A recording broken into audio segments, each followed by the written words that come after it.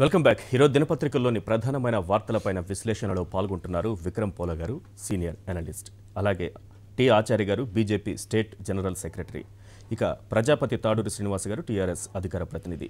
అలాగే దినకర్ గారు, AP TDP అధికార ప్రతినిధి. అద్దంకి దయాకర్ గారు, టీ కాంగ్రెస్ అధికార ప్రతినిధి. విక్రమ్ పోల గారు, 5 రాష్ట్రాల ఎన్నికలకు ఈసీ షెడ్యూల్ విడుదల చేసింది. అతిపెద్ద రాష్ట్రం యూపీతో పాటు చిన్న రాష్ట్రం గోవా, 40 స్థానాలు ఉన్నటువంటి గోవాతో పాటు మణిపూరు, పంజాబ్, అలాగే ఉత్తరాఖండ్ ఎన్నికలకు సంబంధించి షెడ్యూల్ విడుదల చేసింది.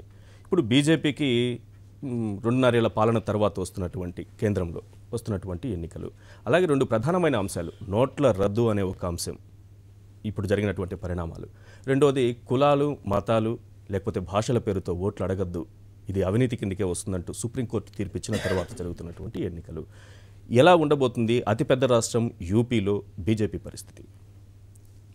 బీజేపీకి చెప్పాలంటే ఇది ఒక లిట్మస్ టెస్ట్ లాంటిది. 2019 ఎన్నికలకి తర్వాత, అంటే ఒక గుజరాత్ మినహా ఇంకా ఈ ఎలక్షన్స్ తర్వాత రాష్ట్ర అసెంబ్లీ ఎలక్షన్స్ ఏమీ లేవు. కాబట్టి ముఖ్యంగా మీరు అన్నట్లుగా డిమానిటైజేషన్ తర్వాత ప్రజల స్పందన ఏ విధంగా ఉన్నది, ఎందుకంటే డిమానిటైజేషన్ మీద 2 అభిప్రాయాలు కనబడుతున్నాయి. ఒకటి ఏంటంటే ప్రజలు అద్భుతంగా దీన్ని ఆదరించారు, రిసీవ్ చేసుకుంటున్నారు అనేటువంటిది వాదన బీజేపీ మిత్రపక్షాలు చేస్తుండగా, ఎన్డీఏతర పక్షాలన్నీ కూడా దాదాపుగా ఈ చర్యను వ్యతిరేకించడం. సో డెఫినెట్గా బీజేపీకి ప్రజలు బుద్ధి చెప్తారు అనేటువంటిది ఒకటి వస్తుంది. సో ఇది ఒకటి అంశం అయితే, ఆయా రాష్ట్రాల్లో ఉండేటువంటి పరిస్థితుల్లో, అంటే పార్టీ పరిస్థితులు కానివ్వండి, ఇవాళ ఏంటంటే యూపీలో అతిపెద్ద రాష్ట్రం, అంటే దేశంలో యాక్చువల్లీ యూపీలో రాజకీయాలు బట్టే దేశ రాజకీయాలు మారుతాయి అనేటువంటిది ఒక నానుడు ఉంది. 403 స్థానాలు ఉన్నాయి. తర్వాత అక్కడ బీజేపీ విచిత్రం ఏంటంటే, బీజేపీకి అక్కడ ముఖ్యమంత్రి క్యాండిడేటే లేడు. అసలు బీజేపీ స్టేట్ ఆఫ్ అఫైర్స్ అంటే 71 స్థానాలు గెలిచే 2014లో, ఇప్పుడు చూస్తే అక్కడ బీజేపీ ఏమైందంటే థర్డ్ ప్లేస్కో 4th ప్లేస్కో వెళ్ళేటువంటి పరిస్థితి. అంటే కాంగ్రెస్ కంటే కొంచెం బెటర్గా ఉన్న పరిస్థితి తప్ప, ఎస్పీ కానివ్వండి, ప్రధానమైనటువంటిది బీఎస్పీ, ఈ పార్టీల తర్వాత Congress of course supportive role.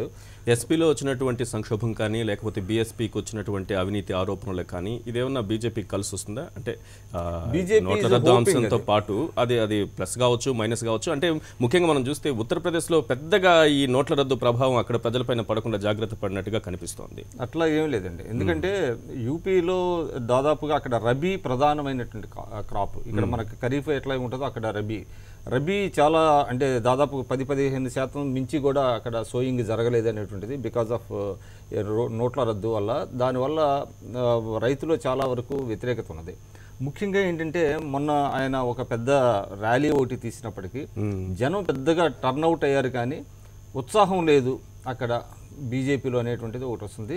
అంటే యాంటీ బీజేపీ కాదు, యాంటీ మోడీ వేవ్ ఒకటి వెళ్తున్నది యూపీలో అనేటువంటిది ఒకటి వస్తుంది. అంటే ప్రధానంగా అక్కడ ఏంటంటే, సరే సుప్రీంకోర్టు చెప్పినప్పటికీ కులాలు మతాలు అనేటువంటిది, అంటే ఓట్లు అడగద్దన్నారు, కానీ అక్కడ కులాలు మతాలు చాలా డిసైసివ్ రోల్ ప్లే చేసేటువంటి అవకాశం.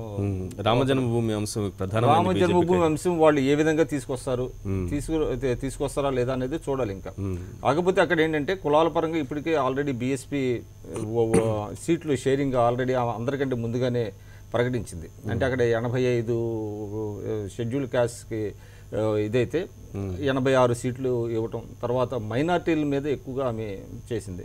మైనార్టీలకి దాదాపుగా 96-97 సీట్లు కేటాయించడం. తర్వాత అట్లాగా ఒక సోషల్ ఇంజనీరింగ్ అనేది అంటే మొదటి నుంచి ఉన్నది బీఎస్పీ, మళ్ళీ అదే నమ్ముకుంది. కానీ విచిత్రం ఏంటంటే, ఆమె ఎక్కడ తిరగట్లా, ఇప్పుడు దాకా ఏ ర్యాలీలు పెట్టలేదు, ఆమె కన్ఫైన్ అవుతుంది, ఢిల్లీకే కన్ఫైన్ అయింది. సో ఇన్ఫైటింగ్ ఉన్నది బీఎస్పీలో కూడా, తమ్ముడి మీద కొన్ని ఆరోపణలు రావటం, ఆమె మీద ఆరోపణలు రావటం. కాబట్టి బీఎస్పీ ఏ విధమైనటువంటి, అంటే ఇప్పుడు ఛాన్సెస్ చాలా తక్కువగా ఉన్నట్టు కనిపిస్తుంది. సరే అఫ్ కోర్స్ కాంగ్రెస్ అయితే తీసుకుంటే మన సపోర్టివ్ రోల్ ఉంది.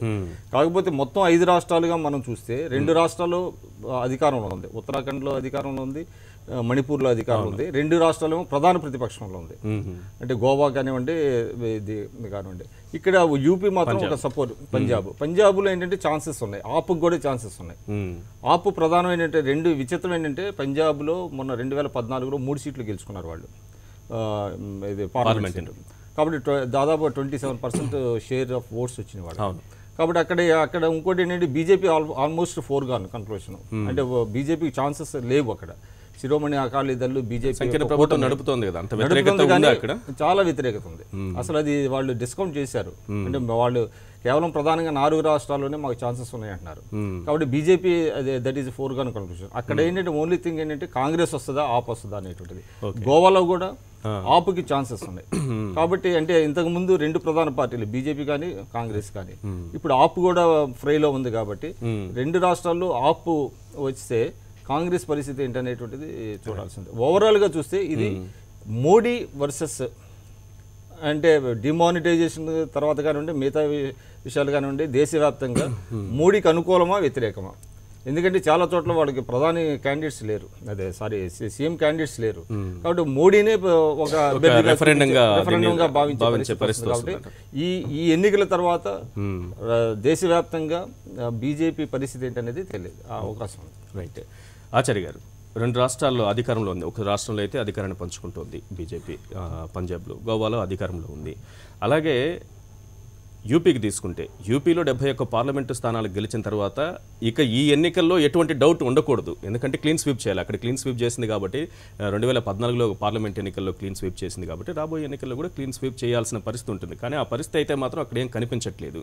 ప్రస్తుతానికి అన్ని పార్టీలు వేటికవి పోటీ పడుతున్నాయని, కానీ బీజేపీ అధికారంలోకి వస్తుందని గట్టిగా చెప్పలేని పరిస్థితి యూపీలో నెలకొంది. అతిపెద్ద రాష్ట్రమైనటువంటి యూపీలో బీజేపీ పరిస్థితి ఏంటి? దీన్ని ఈ ఎన్నికలు మొత్తం కూడా నోట్ల రద్దుకు సంబంధించి ఒక రెఫరెండంగా బీజేపీ తీసుకుంటుందా? ఈరోజు ఈ 5 రాష్ట్రాల ఎన్నికలు ఒక మినీ సంగ్రామ ఎన్నికలుగా మనం భావించవచ్చు.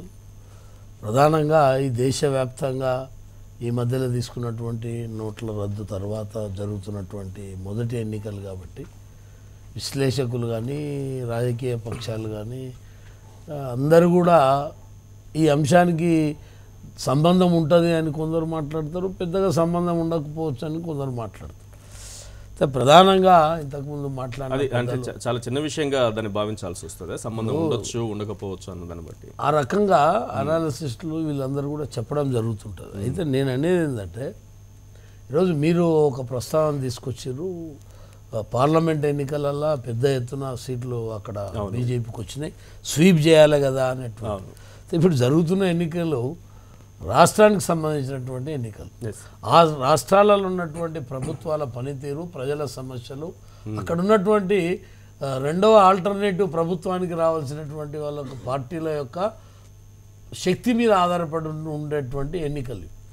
దానికి తోడుగా కేంద్ర ప్రభుత్వం, కేంద్ర పార్టీలు, ఆ పార్టీల యొక్క కార్యకర్తలు, ఆ పార్టీల యొక్క ముందుకు పోయేటువంటి తత్వం మీద కొంత ఆధారపడి రిజల్ట్స్ వచ్చేటువంటి అవకాశాలు. ప్రాంతీయ పార్టీలను దాటుకొని జాతీయ పార్టీ ముందుకెళ్లే పరిస్థితి ఉండదా? ప్రాంతీయ పార్టీల ప్రభుత్వాల యొక్క పనితీరు, ఆ తర్వాత ఉన్నటువంటి ఆల్టర్నేట్ పార్టీల యొక్క శక్తి సామర్థ్యాలతో జరుగుతున్నటువంటి దాని మీదనే ఎక్కువ ప్రజలు వాళ్ళ యొక్క స్థానిక సమస్యలు, ఆ రాష్ట్ర పరిపాలన, దీని మీద బేరీజ్ చేసుకోవడం జరుగుతుంది అనేటువంటిది కూడా గమనించాలి. రెండవది మీరు అడుగుతున్నటువంటి అంశం, పెద్దలు ఇంతకుముందు చెప్తున్నాడు అక్కడ ఏం లేదు, అంతా మొత్తం బీజేపీది ఆ స్థాయిలో లేదు అనేటువంటి విధంగా చెప్తున్నాడు. ఇలా అక్కడ ఇలా అన్ని సర్వేలు ఈరోజు చేసినటువంటి సర్వేలల్లో కానీ, అంటే వచ్చినటువంటి సర్వేలు, ఈవెన్ పంజాబ్లో కానీ ఉత్తరప్రదేశ్లో కూడా బీజేపీ వస్తుంది అనేటువంటి విధంగా సర్వేలు వచ్చినాయి. నిన్న కూడా కొన్ని సర్వేలు చేసినాయి. అంటే ఎస్పీలో చీలిక రావడం వల్ల బీజేపీకి లబ్ధి చేకూరుతుందని. పార్టీగా అవతరించే అవకాశం ఉందని చెప్పిందే కానీ పూర్తిగా అధికారం ప్రజలు ఇచ్చేటువంటి తీర్పుని మనమే ఇవ్వాలా. ఒక ఆయన పూర్తిగా రాదని, ఒక ఆయన కొద్దిగా వస్తుందని మేము ఎవరం పోయి సర్వేలు చేయలే. అక్కడ సర్వే చేసిన దాని ఆధారంగానే మనం కొంత మాట్లాడాలి. ఇలా మేము అనేందంటే అక్కడ ఉన్నటువంటి ప్రజలు ఎస్పీ చీలికి వచ్చింది, బిఎస్పీ అచేతన వ్యవస్థలో ఉన్నది, కాంగ్రెస్ ఏ స్థానంలో ఉండదో అదే స్థానంలో ఉంది. ఇలా బీజేపీ కొంత పెరిగింది, అంటే శాసనసభ గత ఎన్నికల తర్వాత ఇప్పుడు పోల్చుకుంటే పెరిగింది. ఇక పెద్దలు మాట్లాడుతున్నారు అక్కడ ముఖ్యమంత్రి క్యాండిడేట్లే లేరని. అక్కడ ఉన్నటువంటిది మాకు 4-5 ముఖ్యమంత్రి క్యాండిడేట్లు ఉన్నారు. కానీ ప్రజలు తీర్పిచ్చిన తర్వాత మా పార్టీ ఏ రకంగా ఒక్కొక్క ఎన్నికలకు ఒక్కొక్క స్ట్రాటజీ తోటి ముందరకు పోతాయి ప్రతి రాజకీయ పార్టీ. ఇలా వీరు అన్నట్టు ముఖ్యమంత్రి అభ్యర్థి లేడని మాట్లాడడం, ఒక Bharatiya Janata party national party 2-3 సార్లు ముఖ్యమంత్రులు అయినరు. అక్కడ 4 ముఖ్యమంత్రి అభ్యర్థులకు సరిదూగేటువంటి అనాలిసిస్ చేసినటువంటి వాళ్ళు ఏ పర్సెంటేజ్ల వాళ్ళకు ఒక్కొక్క ముఖ్యమంత్రికి ఎంత ఉందనేది కాంగ్రెస్ కూడా సంప్రదాయానికి భిన్నంగా ఇప్పటికే ఒకటి ఉంటుందండి. ఇలా ఒక్కొక్క ఎన్నికలు ఒక్కొక్క స్ట్రాటజీ మీద పోతారు. ఎలా అక్కడ ఉన్నటువంటి ప్రజలు ఒక ఆలోచనతో ఉన్నారు అనేది మా భావన. ఎలా రాష్ట్రంలో ఒక స్థిరమైనటువంటి ప్రభుత్వం రావాలి, సంపూర్ణమైనటువంటి మెజార్టీ రావాలి, మళ్ళీ ఎలక్షన్లు రావద్దు అనేటువంటి ఒక నిర్ణయం తీసుకుంటున్నాం ఏమో. కేంద్ర ప్రభుత్వం వ్యవహరిస్తున్నటువంటి తీరు, నోట్ల విషయం కావచ్చు, అక్కడ ఇచ్చినటువంటి సంక్షేమ పథకాలు, కేంద్రం అందించిన అయితే గ్యాస్ సిలిండర్ల పంపిణీ కావచ్చు, అక్కడ ఉన్నటువంటి రకరకాల కేంద్ర ప్రభుత్వం తీసుకున్నటువంటి చర్యల ఆధారంగా నరేంద్ర మోడీ గారి ప్రభుత్వం ఇంకా 2.5 సంవత్సరాలు ఉంటుంది, ఇక్కడ రాష్ట్రంలో బీజేపీ వస్తే కేంద్ర సహకారం ఉంటుంది అనేటువంటి ఒక ఆలోచన ప్రజలలో రావచ్చు. ఆ దాంట్లో కొంత మాకు ఇంకా పెద్ద ఎత్తున మెడ్జ్ అవుతుంది. ఇలా నోట్ల రద్దు విషయంలో పేద ప్రజలు, ఇలా దేశంలో ఉన్నటువంటి ప్రజలందరూ కూడా ఒక ఆలోచనకు వచ్చారు. పేద ప్రజలకు ఒక ధీమా వచ్చింది. మమ్మల్ని దోచుకున్నటువంటి డబ్బంతా కూడా ఇలా మళ్ళీ బ్యాంకులకు వచ్చింది. బ్యాంకుల ద్వారా పరిపుష్టిగా పేద ప్రజలకు న్యాయం జరుగుతున్నటువంటి ఒక విశ్వాసం ఉన్నప్పుడు బీజేపీకి వస్తుంది. మిగతా గోవాలో బీజేపీ వస్తుంది. ఏదైతే ఈ 2 రాష్ట్రాల్లో కూడా ఇవాళ అవకాశాలు బీజేపీకే ఉన్నాయి. ఇంకా రెండు రాష్ట్రాలు మణిపూరు, మిగతాది ఉత్తరాఖండ్ అయితే చూస్తారు మీరు. ఒక్క సీటు తోటి మేము వెనక ముందున్నాం గత ఎన్నికలలో చూస్తారు. ఇక మీరు రాష్ట్రపతి పాలన విధించినామా, అక్కడ ఎమ్మెల్యేలు తీసుకున్నటువంటి దానికి ఏమీ ఉండదు. ఈ ప్రభుత్వం ఎప్పుడు పోతుందని ప్రజలు ఎదురు చూస్తున్నారు. మీరు చూస్తారు కదా ఏం రిజల్ట్ వస్తుందో. దయాకర్ గారు, 2 రాష్ట్రాల్లో అధికారంలో ఉంది, మణిపూర్లో ఉంది, అలాగే ఉత్తరాఖండ్లో అధికారంలో ఉంది కాంగ్రెస్. ఇప్పుడు యూపీలో ఉనికి చాటుకునే పరిస్థితిలో ఉంది అనే పరిస్థితిలో ఇప్పటికైతే ప్రస్తుతానికి ఉంది. తన చేతిలో ఉన్నటువంటి 2 రాష్ట్రాలను కాపాడుకోవాలి, అలాగే ఉనికిని కూడా కాపాడుకోవాల్సినటువంటి పరిస్థితి ఉంది కాంగ్రెస్కి. ఎలా ఉండబోతుంది ఈ 5 స్టేట్స్లో కాంగ్రెస్ పర్ఫార్మెన్స్? డిమానిటైజేషన్ కంటే ముందు, డిమానిటైజేషన్ తర్వాత ప్రజల తీర్పు బీజేపీకి అనుకూలంగా ఉంటుందా వ్యతిరేకంగా ఉంటుందా అన్నప్పుడు నేను ఈ ఆర్థిక విధ్వంసం తర్వాత ప్రజలు మోడీకి పట్టం కడతారని నేను అనుకోను. ఆ 5 రాష్ట్రాల్లో ఆర్థిక కష్టాలు అదే ఒక పెద్ద సమస్యగా బీజేపీ అయితే చూడట్లేదు. అది చూడకపోతే మనకెందుకు, అది వాళ్ళ సమస్య. కాంగ్రెస్ చూస్తోంది, అది వాళ్ళ సమస్య. డిమానిటైజేషన్ ఇష్యూ కాదనుకోవడం బీజేపీ ఇష్యూ. దాన్ని నేనెందుకు చూస్తా? దాని తర్వాత ప్రజల కష్టాలు, నగదు కష్టాలు ఏవైతే ఉన్నాయో, ఇంత వినాశకరమైన ఆర్థిక విధానాలు అవలంబిస్తూ ప్రజల్ని అనుమానించి అవమానించే ప్రధానమంత్రికి ప్రజలు పట్టం కడతారు అనుకుంటే మాత్రం ప్రజాస్వామ్యంలో లేనట్టే మనం ఒక రకంగా. ఎందుకంటే ఎవరికి కూడా తెలియకుండా వ్యవస్థలను విధ్వంసం చేసి ఆర్బీఐ ఇప్పటి వరకు ఎంత సేకరించిందో డబ్బు చెప్పలేని స్థితిలో ఉంది. మొత్తంగా రాజ్యాంగాన్ని పక్కన పెట్టి తన ఇష్టానుసారంగా నియంతృత్వ ధోరణితో పోతున్న మోడీకి ప్రజలు ముగ్గుదాడి వేస్తారని ఒక అంచనా నాకు ఉంది. లేకున్నా నష్టమేం లేదు, కానీ నేను ఉండాలని కోరుకుంటున్నా. ఇట్లా ప్రజల జీవితాలతో ఆట ఆడుకునే ఈ అంశమే 5 రాష్ట్రాల్లో కూడా ఎక్కువగా ప్రభావం చూపిస్తుంది. డెఫినెట్ గా ఉంటుంది. This is the major issue. Nothing but నేను నా అంచనా ప్రకారం నేను చెప్తా, పంజాబ్ లో అకాలీదళ్ యొక్క అకృత్యాలకు పంజాబ్ లో రావడానికి వాళ్ళకి అవకాశం ఎక్కడిది? ఇలా గోవాలో ఇప్పటికే పరికర్ పోయిన తర్వాత ఎన్ని ఏమంటారు రాజకీయ నిర్ణయాల్లో ఎంత ఏమంటారు ఒడిదుడుకులు ఉన్నాయో చూస్తాం. అది కారణం కావచ్చు, కానీ గోవాలో కూడా అధికారం మారుతూ వస్తూ ఉంటుంది. ఇప్పుడు ఆ మారితే ఇప్పుడు అవకాశం ఎవరికి ఉన్నది అనేది ఆలోచించాలి. నాకున్నదని చెప్పట్లేదు. తర్వాత మీరు అన్నిటికంటే ముఖ్యంగా నేను చూస్తున్నా కదా ఇప్పుడు ఇదేంటిది మణిపూర్లో ఆ షర్మిల ఉంది కదా, ఫ్యాక్టర్ గా ఉండే అవకాశం ఉన్నది. ఉత్తరాఖండ్ లో ఇప్పుడు ఉత్తరప్రదేశ్ ఇంపాక్ట్ ఉత్తరాఖండ్ కాడ ఉంటుంది. మా ముఖ్యమంత్రి ఎట్లా సుప్రీంకోర్టు రీస్టోర్ చేసిన తర్వాత అక్కడ పవర్ వచ్చిన పరిస్థితి ఉన్నది. ఇప్పుడు బీజేపీ చెప్పుకుంటే నాకు అధికారం వస్తుందని అంటాం, కాంగ్రెస్ చెప్పుకుంటే నాకు అధికారం వచ్చిన తర్వాత అంత అస్థిరత ఆ పాలన అందించిన తర్వాత మళ్ళీ ప్రజలు కాంగ్రెస్ వైపు మొగ్గు చూపే అవకాశం ఉంటుంది. ఎక్కడ? ఉత్తరాఖండ్ లో అస్థిరత తెచ్చింది బీజేపీ కదా. సుప్రీంకోర్టు ముట్టకాయలేసి రీస్టోర్ చేసింది ఎవరు చేసిండ్రు? అరుణాచల్ ప్రదేశ్, ఉత్తరప్రదేశ్. ఆ రోజు ఏదైతే ఏంది స్పీకర్ యొక్క డిస్క్రిషనరీ పవర్స్ మిస్యూజ్ చేసిందనే కదా. సరే ఆఫ్ కోర్స్ ఇక్కడ ఇంకా ముఖ్యమంత్రి పోయిండు ఒక దగ్గర ఈ మధ్యన, కానీ రాజకీయ అవినీతి మీద మాట్లాడే మిత్రులు ఈరోజు బీజేపీ మిత్రులు దీన్ని ఆత్మపరిశీలన చేసుకోవాల్సిన అవసరం ఉంటుంది. బట్ ఇవి రెండు పంజాబ్ ఉత్తరప్రదేశ్ మాత్రమే చాలా కీలకమైన ఎన్నికలుగా నేను భావిస్తా. అఖిలేష్ ఇంట్లో అంటే ములాయం ఇంట్లో ముసలం కాస్త ములాయం బీజేపీ వైపు కనుక వస్తే, తర్వాత అఖిలేష్ కాంగ్రెస్ వైపు వస్తే బీఎస్పీ ఎటుంటుందనే అంచనాలు కూడా ఉంటాయి. ఇక్కడ పూర్తిగా బ్రాహ్మిన్స్ కానీ కొంత అప్పటి క్యాస్ట్లో ఉన్న వాళ్ళు బీజేపీతో ఉన్నారు. ఎస్సీలు పూర్తి స్థాయిలో బీఎస్పీకి ఉన్న పరిస్థితి ఉన్నది. ఒకవేళ అఖిలేష్ కాంగ్రెస్ వైపు రాకపోయినా, లేకపోతే పొత్తు లేకపోయినా, ఏది ఎస్పీగానే ఉండి పొత్తు లేకపోయినా కాంగ్రెస్ ఎలా ఉంటుంది యూపీలో పరిస్థితి? మాకున్న అంచనా ఇప్పటికైతే మొన్న ఏబీపీ సర్వే వాళ్ళ సర్వే లెక్క మీరు చెప్పిన సర్వే లెక్కన పడితే మాకు 180 పైచీలకు ఉన్నాయి యూపీలో. ఏబీపీ సర్వే మీరు ఇండియా టుడే సర్వే చెప్తే నేను ఏబీపీ సర్వే, అందుకని ఒపీనియన్ పోల్ ఎవరి వైపు ఏ మీడియా సంస్థలు ఎటువైపు చేస్తున్నాయి మనం చూస్తాం. ఒపీనియన్ పోల్ అనేది పూర్తి స్థాయిలో అది ప్రతిబింబించి ఇదే వస్తుంది అదే వస్తుంది చెప్పకపోయినా ఒక సంకేతాన్ని ఇస్తాయి. మరి అట్లా అనుకుంటే మన కరుణానిధి కూడా అక్కడ ముఖ్యమంత్రి అయితే అనుకున్నాం. పాయింట్ ఎంత ఆంధ్రప్రదేశ్ లో కూడా ఎంత 5 లక్షల ఓట్లతో అధికారం టీడీపీ మారిన పరిస్థితి ఉన్నది.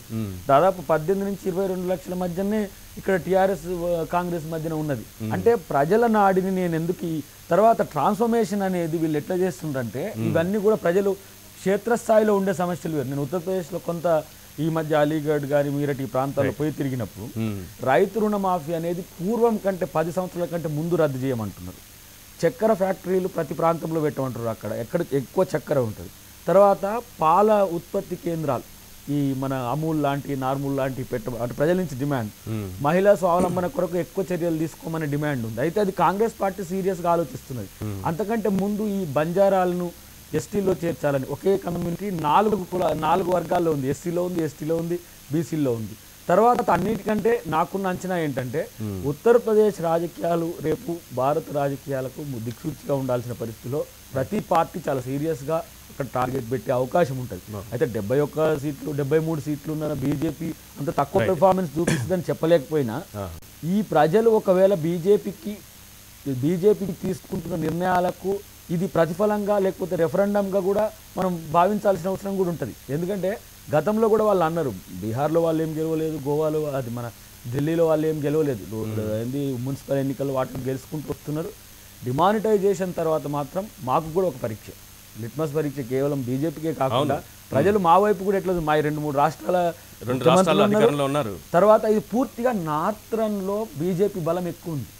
ఉత్తరప్రదేశ్ కనుక కొలాప్స్ అయితే సౌత్ లో ఇప్పుడు ఇక్కడ చంద్రులు 2 ఉన్నారు, అటువైపు ఆయన పేరు సెల్వం వాళ్ళతో కలిసి ఉన్నాడు. ఒక కేరళ తప్పితే బాగా వేసింది అసోం ఎన్నికల్లో బీజేపీ, ఈశాన్యంలో కూడా వెళ్ళింది కాబట్టి మణిపూర్ లో మరి ఈజీగా వెళ్ళేటటువంటి పరిణామాలన్నీ కూడా నాకేమనిపిస్తుంది అంటే రాష్ట్రపతి ఎన్నికకు బీజేపీ పక్క పార్టీల అవసరం ఉంటుందా రాదా అనేది కూడా ఒక డిసైడింగ్ ఫ్యాక్టర్. ఢిల్లీ బీహార్ ఎన్నికల్లో ఘోరంగా దెబ్బతినిపోయింది బీజేపీ. మనం చూసాం నరేంద్ర మోడీ పరిపాలన తర్వాత, అంటే కేంద్రంలో బీజేపీ ఏర్పడిన తర్వాత యూపీలో 71 స్థానాలు గెలుచుకున్న తర్వాత, పార్లమెంటు స్థానాలు గెలుచుకున్న తర్వాత నల్లేరు మీద నడక కావాలి ఎవరికైనా సరే అటువంటి పరిస్థితి ఉంటుంది. కానీ నిజానికి ఆ పరిస్థితి అక్కడ కనిపిస్తోందా? మిగతా రాష్ట్రాలు 4 రాష్ట్రాలకు సంబంధించి కూడా ఎలా ఉండబోతోంది బీజేపీకి సంబంధించి? 2014 పార్లమెంట్ ఎన్నికల్లో వచ్చినటువంటి తీర్పు ఏదైతే ఉందో దానిలో వచ్చినటువంటి ఓట్ల పర్సంటేజ్ 31% ఉత్తరప్రదేశ్లో 71 సీట్లు రాబట్టుకోగలిగారు. లేటెస్ట్గా ఎంత అవునన్నా కాదన్నా ఎన్నికలు జరిగే వరకు రిజల్ట్ వచ్చే వరకు ప్రామాణికము వివిధ సంస్థలు చేసేటటువంటి సర్వేలు. ఇప్పుడు నిన్న ఒక సర్వేలో ఇండియా టుడే దాంట్లో 33% వాళ్ళు ఇవ్వటం జరిగింది. అదే కనుక నిజమైతే అనూహ్యమైనటువంటి పరిణామాలు దేశం మీద కూడా ఉండేటటువంటి ప్రభావం చాలా స్పష్టంగా కనపడుతుంది. అయితే ఒక అంశం ఏంటంటే ఇక్కడ గోవా దగ్గరకు వచ్చేటప్పటికి కంటిన్యూస్గా గవర్నమెంట్ ఫార్మేషన్ బీజేపీకే వచ్చింది 2 terms పర్యేకర్ గారి ఆధ్వర్యంలో. కాబట్టి అక్కడ కొంచెం హై ఎడ్యుకేటెడ్ పీపుల్ ఉండేటటువంటి ప్రాంతం, మతాలకు కులాలకు సంబంధం లేకుండా ఓటింగ్ ప్యాటర్న్లో పాల్గొనేటటువంటి ప్రాంతం గోవా. అక్కడ పరిస్థితి ఏ విధంగా ఉంటుంది అనేది దేశవ్యాప్తంగా ఉన్నటువంటి ఎడ్యుకేటెడ్ పీపుల్లో ఉండేటటువంటి వడ్డీకి రిఫ్లెక్ట్ అయ్యేటటువంటి అవకాశం గోవా నుంచి ఉంటుంది. మణిపూర్ వచ్చేటప్పటికి మణిపూర్ నుంచి అనూహ్యమైనటువంటి ఫలితాలు బీజేపీ ఆశిస్తుంది, లేకపోతే వస్తుందని కూడా ఎవరు కూడా ఊహించుకోలేరు. ఉత్తరాఖండ్ దగ్గరికి వచ్చేటప్పటికి ఏది ఏమైనా కానీ బీజేపీకి ఎడ్జి ఉండేటటువంటి అవకాశం ఉంది. ఎందుకంటే అక్కడ స్థానికమైనటువంటి పరిస్థితులు ఏవైతే ఉన్నాయో గత 5 సంవత్సరాల నుంచి కొంత ఎగ్జిస్టింగ్ గవర్నమెంట్ ఏదైతే ఉందో రాష్ట్రపతి పాలన వాటికి సంబంధించిన అంశాలు ఏవి వచ్చినప్పటికీ కూడా అక్కడ పెర్ఫార్మెన్స్ ఇంటర్నల్గా వాళ్ళకు ఉండేటటువంటి లుకలుకలు కూడా కొంత బీజేపీకి లాభం చేకూర్చేటటువంటి అవకాశం ఉంది. బీజేపీకి అది లాభం అని మీరు అనుకుంటున్నారు? ఆ పార్టీలో ఇది కాంగ్రెస్ అనుకూలంగా మారుతుంది నేను అనుకోవట్లేదు. ఎందుకంటే ఇక్కడ కాంగ్రెస్ పార్టీని చాలా సందర్భాల్లో ప్రత్యర్థుల కన్నా వారి పార్టీలో ఉండే లుకలుకలే ఓడించినవి గతంలో ఉన్నటువంటి చరిత్రే. అదే పునరావృతం అవుతుందేమో అని నేను అనుకుంటున్నాను. అక్కడ పంజాబ్ దగ్గరకు వచ్చేటప్పటికి వాస్తవం చాలా బ్యాడ్ పెర్ఫార్మెన్స్లో ఎగ్జిస్టింగ్ గవర్నమెంట్ ఉన్నమాట వాస్తవము.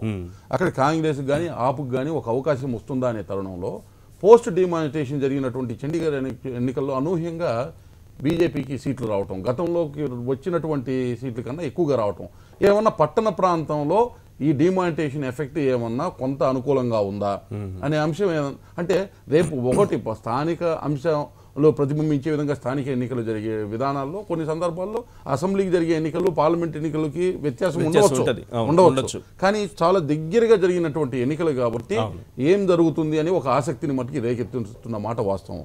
అయితే అక్కడ రాష్ట్రాల్లో ఉన్నటువంటి స్థానిక అంశాలతో పాటు రెండు జాతీయ పార్టీలు ఎక్కువగా ఉన్నటువంటి 5 రాష్ట్రాల్లో యూపీ అనేది కాంగ్రెస్ని పక్కన పెట్టిన మిగతా రాష్ట్రాల్లో కాంగ్రెస్ స్ట్రైట్ పోటీ ఉన్నటువంటి నేపథ్యంలో స్థానిక అంశాలతో పాటు జాతీయ పార్టీలు తీసుకునేటటువంటి నిర్ణయాలు కూడా కొంతవరకు ప్రభావితం చూపించేటటువంటి అవకాశం ఉంది. గత 2.5 సంవత్సరంలో కేంద్ర ప్రభుత్వం తీసుకున్న మనం డిమానిటేషన్ అనేది లేటెస్ట్ సబ్జెక్ట్ కాబట్టి దీని ఇన్ఫ్లుయెన్స్తోనే మాట్లాడుతున్నాం. ఎఫ్డిఐస్కి సంబంధించిన నిర్ణయాలు రిటైల్కి సంబంధించినటువంటి అది డైరెక్ట్గా స్టేట్స్ మీద దాని యొక్క ప్రభావం చూపించేటటువంటి అంశం ఏది. అలాగే జిఎస్టీకి సంబంధించిన అంశం పట్టుబట్టి ఏదో గత 10 సంవత్సరాల నుంచి ఆగి ఉన్నటువంటి అంశాన్ని మళ్ళీ దాన్ని పునరుద్ధరించేటటువంటి విధంగా దాన్ని అన్ని రాష్ట్రాల్లో ఒప్పించుకునే విధంగా చర్యలు తీసుకునేటటువంటి అంశాలు. దాంతోపాటు ప్లానింగ్ కమిషన్ని రద్దు చేసి నీతి ఆయోగ్ని పెట్టిన తర్వాత రాష్ట్రాల మీద వాటి యొక్క ప్రభావం ఏ విధంగా ఉంది అంటే అసహనానికి సంబంధించి జరిగినటువంటి చర్చ ఏదైతే ఉందో దానికి సంబంధించినటువంటి అంశాలు ఇవన్నీ కలగాబులమయ్యి వాటి అంశాలన్నీ కూడా అక్కడ ఉన్నటువంటి స్థానికమైనటువంటి పార్టీలు ఏ విధంగా డీల్ చేస్తాయి. ఒకవేళ బీజేపీ ఎడ్జ్ తీసుకునేటటువంటి అవకాశం ఈ సబ్జెక్ట్స్ లో ఉంటే ఈ బెనిఫిట్స్ వీటి ద్వారా వస్తున్నాయి అనేది బీజేపీ. 5 రాష్ట్రాలకు సంబంధించి ఏ రాష్ట్రాల్లో తప్పనిసరి అంటే గెలిచే అవకాశాలు ఉన్న రాష్ట్రాలుగా బీజేపీకి ఇది అని చెప్పుకోగలిగినటువంటి రాష్ట్రం ఏదన్నా? నేను డిమానిటేషన్ జరిగిన తర్వాత చూసినప్పుడు ఈ అంశాలతో పాటు డిమానిటేషన్ జరిగిన తర్వాత చూసినట్టు అక్కడ స్థానిక అంశాలను బేరీ చేసుకున్నప్పుడు ఉత్తరాఖండ్ ఒకటి నేనైతే స్ట్రైట్ గెలవగలరు అనుకుంటున్నాను. గోవా రిటైన్ చేసుకోగలరు అనుకుంటున్నాను కొంతవరకు. ఉత్తరప్రదేశ్కి గనక వీరు ఇచ్చినటువంటి ఏదైతే సర్వే సంస్థలు చెబుతున్నట్టు వంటి ఫలితాలే గనక మనోహర్ పారికర్ కేంద్రంలో కేబినెట్ లోకి వెళ్ళిపోవడంతో కొంత సమర్థవంతమైన నాయకత్వం లేకుండా పోయింది. గోవాలో ఒక నాయకుడు కూడా కావాలి కదా. జాతీయ పార్టీలు రెండు ఉన్నప్పుడు ఇటువంటి అంశాలు ఎప్పుడూ పునరావృతమైనాయే. మీరు అదే అంశాన్ని పరిగణలోకి తీసుకున్నప్పుడు గుజరాత్కి సంబంధించి గత 1 ఇయర్ బ్యాక్ చాలా బ్యాడ్ గా ఉంది పెర్ఫార్మెన్స్ అనేటటువంటిది. దాన్ని అనేక ఉద్యమాల నేపథ్యంలో కూడా ఇబ్బంది పడింది అక్కడ ప్రభుత్వం అనుకున్న నేపథ్యంలో 123 మున్సిపాలిటీలకి 107 వచ్చినాయి. అంటే పరిస్థితులు అనేవి అంశాలు అనేవి చాలా స్పీడ్ గా మారిపోతున్నాయి. కాబట్టి మనము అయితే ఒక అంశం మట్టుకి చాలా కీలకము. ఉత్తరప్రదేశ్కి సంబంధించి ఏదైతే గతంలో వచ్చిన 31% మించి గనక ఓట్లు గనక 33% సర్వే సంస్థలు చెప్పిన విధంగా గనక వస్తే దేశం మీద మట్టికి మిగతా రాష్ట్రాల మీద తీవ్రమైన ప్రభావాన్ని చాలా స్పీడ్గా చూపించే ప్రయత్నం బీజేపీ చేస్తుందేమో అనిపిస్తుంది. రైట్. తాడు శ్రీనివాస్ గారు మీరే చెప్తారు ఎట్లా ఉండబోతాయి 5 రాష్ట్రాల ఎన్నికల ఫలితాలు? దీని ఒక సెమీఫైనల్గా భావిస్తున్నటువంటి రానున్న ఎన్నికలకు సంబంధించి సెమీఫైనల్గా భావిస్తున్నటువంటి తరుణంలో బీజేపీకి ఒక రెఫరెండంగా ఈ నోట్ల రద్దు అంశం మారుతుందా ఒకటి, కాంగ్రెస్ తన ఉనికిని చాటుకోగలుగుతుందా అనేది రెండో అంశం. ఈ రెండింటికి చాలా ముఖ్యమైన అంశాలు. ఇది ఇప్పుడు ప్రాంతీయ పార్టీల విషయాలంటే ప్రాంతీయ పార్టీలకి ఆయా ప్రాంతాల్లో ఆయా రాష్ట్రాల్లో ఉన్నటువంటి పరిస్థితులు అనుకూలం కావచ్చు, ప్రతికూలం కావచ్చు, అప్పటికప్పుడు పరిస్థితులు మారుతూ ఉండొచ్చు. కానీ జాతీయ పార్టీలకు చాలా ముఖ్యమైన అంశం ఇది. ఎట్లా ఉండబోతుంది అనుకుంటున్నారు? ఇప్పుడు డెఫినెట్గా మీరు అన్న డిమానిటైజేషన్ ఎఫెక్ట్ అనేది కొంతవరకు ఎఫెక్ట్ ఉంటుంది. దేశవ్యాప్తంగా డిస్కస్ జరిగింది కాబట్టి దాని మీద కొంత ప్రజల యొక్క సరళి బయటపడడానికి అవకాశం ఉంది. ఇక రెండో విషయం ఏంటంటే ఉన్న రాష్ట్రాలు ఇప్పుడు ఆల్రెడీ భారతదేశంలో సెంట్రల్ గవర్నమెంట్గా ఉంటూ రాష్ట్ర ప్రభుత్వాలలో కూడా అదే పార్టీ అధికారంలో ఉంటూ గెలవాల్సినటువంటి ఆవశ్యకత. సో అది డెఫినెట్గా మీరు అన్నట్టు సెమీఫైనల్గా మనం ఊహించుకోవచ్చు. It's not quarter final. కాకపోతే సుప్రీంకోర్టు జడ్జిమెంట్ కూడా మనం పరిగణలోకి ఇంతకుముందు మీరు మాట్లాడుతూ తీసుకున్నప్పుడు దాని విషయం కూడా మీరు అడిగారు కాబట్టి డెఫినెట్గా they cannot appeal on the basis of religion, caste, linguistic ఇవన్నీ ఉన్నాయి. రిప్రజెంటేషన్ ఆఫ్ యాక్ట్లో 123 క్లాజ్లో క్లియర్గా దాంట్లో మెన్షన్ చేశారు. ఈ సుప్రీంకోర్టు తీర్పు బీజేపీకే పెద్ద దెబ్బ అనే విశ్లేషణ ఒకటి వినిపిస్తోంది. ఎందుకు అలాంటి పరిస్థితి బీజేపీ కొని తెచ్చింది? ఎందుకంటే ఇప్పుడు ఆ ఎన్డీఏలో ఉన్నటువంటి భాగస్వామ్య పార్టీలు కొన్ని లింగ్విస్టిక్, మనకు ఉదాహరణకు చెప్దాం, ఇప్పుడు టీడీపీ ఉంది, తెలుగువాడి ఆత్మగౌరవం అంటది, కానీ జాతీయ పార్టీయే. అంటే లింగ్విస్టిక్ బేసిస్ మీద ఆధారపడి వెళ్ళేటటువంటి పరిస్థితి. అట్లా చాలా కొన్ని పార్టీలు, ప్రాంతీయ పార్టీల సమస్య వేరు. నేను అంటున్నది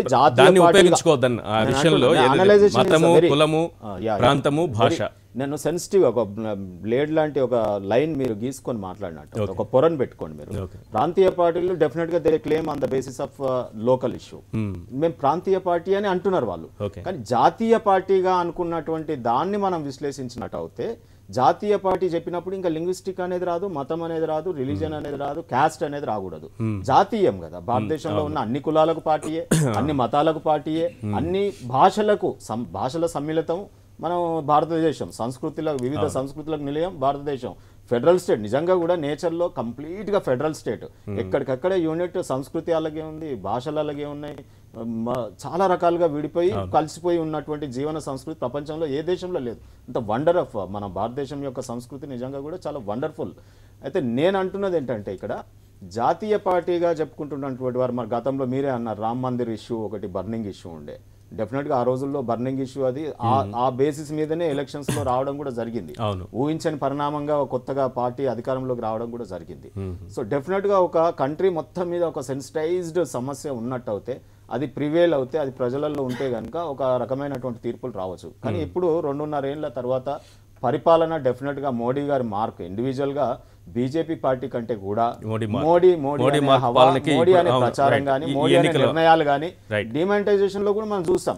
స్క్రీన్ మీదకి వచ్చి టీం కాకుండా ప్రధానమంత్రి గారు ప్రకటన చేయడం, ఈ రకంగా డెఫినెట్ గా ఇప్పుడు మోడీ గారి మీద మనం ఈ ఎన్నికల పరిణామం ఉంటుందా లేదా, వారణాసిలో మొన్న లోకల్ బాడీ ఎన్నికలలో ఏ రకమైన తీర్పు ఉంది అనేది కూడా కొంతవరకు ప్రస్ఫుటించొద్దు.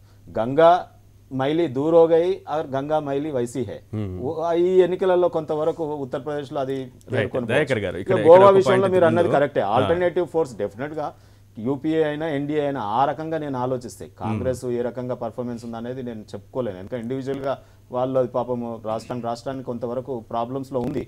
ఇది ఇండివిజువల్ కాంగ్రెస్ పార్టీగా పోయే కంటే అలియన్స్లలో యూపీఏ భాగస్వామ్య పక్షాలతో కనుక సరిగ్గా కలిసి పనిచేసినట్టయితే. కానీ డిమానిటైజేషన్లో కొంత ఎఫెక్ట్ పడింది, ప్రతిపక్షాలని కలుపుకోలేక కొంతవరకు పోయినటువంటి పరిస్థితి. మరి ఢీకొంటుందా ఎన్డీఏని, అందరినీ కలుపుకొని పెద్దన్న పాత్రలాగా పోగలుగుతుందా లేదా అనేది కూడా ఆధారపడు.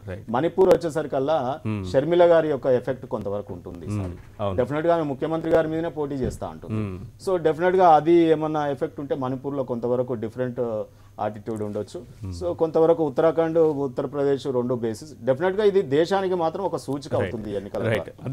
ఇంతకుముందు ఒక విషయం, నోట్ల రద్దు అంశాన్ని మీరు చాలా సీరియస్గా తీసుకున్నారు. ఈ ఎన్నికలు నోట్ల రద్దుకి ముందు తరువాత అన్న కోణంలో విశ్లేషించారు. అదే సమయంలో సుప్రీంకోర్టు తీర్పుకు సంబంధించి అక్కడ మిస్ అయ్యాం. యూపీ ఎన్నికలకు సంబంధించి రామ జన్మభూమి అంశాన్ని లేవనెత్తకుండా, ఎత్తే పరిస్థితి లేకుండా వెళుతుందా?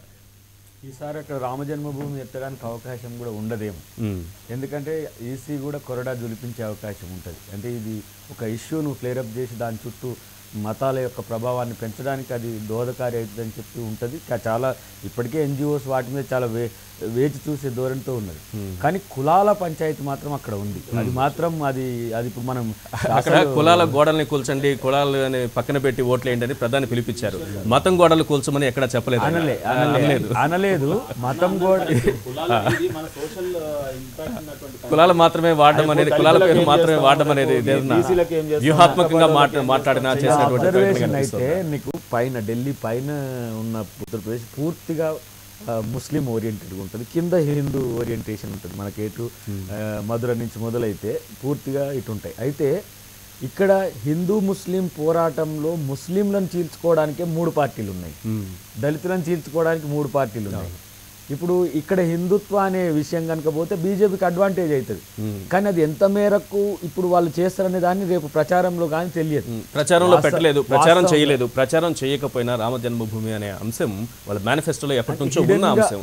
ప్రచారం చేయకపోయినా అది ప్రజలపైన ప్రభావం చూపిస్తున్నారు. భాజపా నథింగ్ బట్ మతం పునాదుల మీద నిర్మించబడ్డది. అది ఆర్ఎస్ఎస్ నుంచి జనసంఘ్, జనతా పార్టీ, బీజేపీ, ఇవన్నీ కూడా దీని మూలాలంతా కూడా హిందుత్వ పునాదుల మీదనే. ఇప్పుడు మనం ఛత్రపతి శివాజీకి 2600 కోట్లతో ఒక పెద్దది తీసుకొని అంబేద్కర్ లాంటి వాళ్ళకు పాంచ్ పటాకాల యొక్క పాంచతీర్థ పెట్టే ప్రయత్నం చేస్తున్నట్టనే దాంట్లో పృథ్వీరాజ్ చౌహాన్తో సహా ఇప్పుడు వాళ్ళు సర్దార్ వల్లభాయ్ పటేల్ కూడా ఎందుకు ఆర్ఎస్ఎస్ ఓరియంటేషన్లో ఉన్నాడు కాబట్టి వాళ్ళకి గ్లోరిఫికేషన్ జరుగుతుంది. కానీ ఏ రోజు మేము మాత్రం సెక్యులర్ భావాలతోనే బీజేపీకి ఇంకొకసారి అధికారం పోని నష్టం లేదు, కానీ ఈ దేశ నిర్మాణం మాత్రం పూర్తిగా సెక్యులర్ భావాలతో బతికితేనే దేశ అస్తిత్వం ఉంటుంది.